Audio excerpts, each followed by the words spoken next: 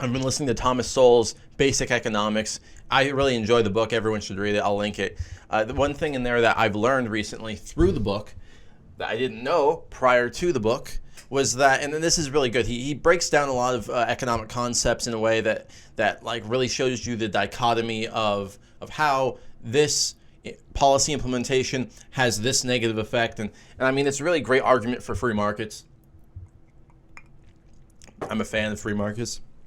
So, one thing that I hadn't known, and the book had recently taught me I wanted to talk about, was the role of price gouging or price increases when it comes to scarce resources or a natural disaster that has made a product more in demand, right?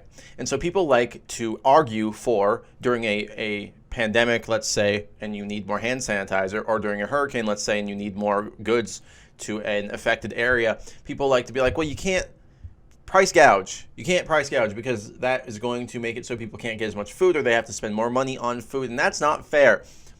But does everyone remember during the pandemic when people were hoarding hand sanitizer? Do you remember that?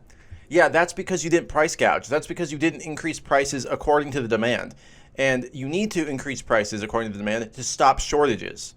And also because people hoard. If people can buy a good or a service for the same amount of price as it is normally, but now it is in high demand, people will know that and buy large amounts of it, and then it will cause other people to like not be able to get some of that resource. So the price increase is to stop people from gouging, and the price increase is also to incentivize more suppliers to get into that market to make money. So if you are, let's say, wanting to provide food to an affected area, or let's say provide power generators to like an affected area that has been hit by a hurricane, and you have the ability to change your business model over to like producing power suppliers or like power generators, yeah, you are going to be incentivized by the increased prices and to make more money to help. And that, again, people are like, well, how dare you? But like at least these people have the ability to then purchase these goods and when otherwise shortages occur, and then people just don't have access to the goods, and then they're actually, they're actually more in danger of dying from the lack of a resource than if there was a bunch of suppliers working tirelessly to basically supply that demand. And then once the demand, basically if they price people out of the market for these goods, but they have gone through a lot of effort and trouble to provide these goods to be bought at a higher price, but then they realize that people aren't going to buy these things at a higher price, they're going to drop the price because they still want to make money off of their investment.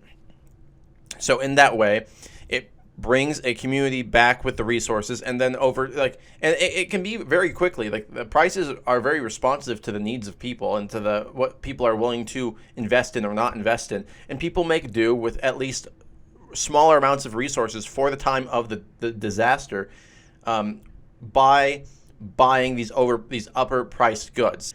And another thing, when it comes to communities trying to get back on their feet after a disaster, one thing that you need is that you need a continual supply of the resources to allow these people to get back on their feet so that there can be a return to normalcy as far as prices go, and to basically not incentivize anyone to be sending extra resources to that area is to have them be in that lowered state for longer as far as economics go.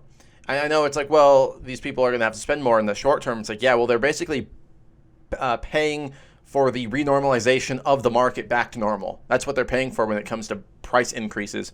So that's just something Thomas Sowell taught me. I'm going to keep listening to the book. I'm on like chapter 4. I mean, it's good. I think in this coming time of economic illiteracy with Joe Biden, everyone's going to have to bulwark themselves on how basic economics work.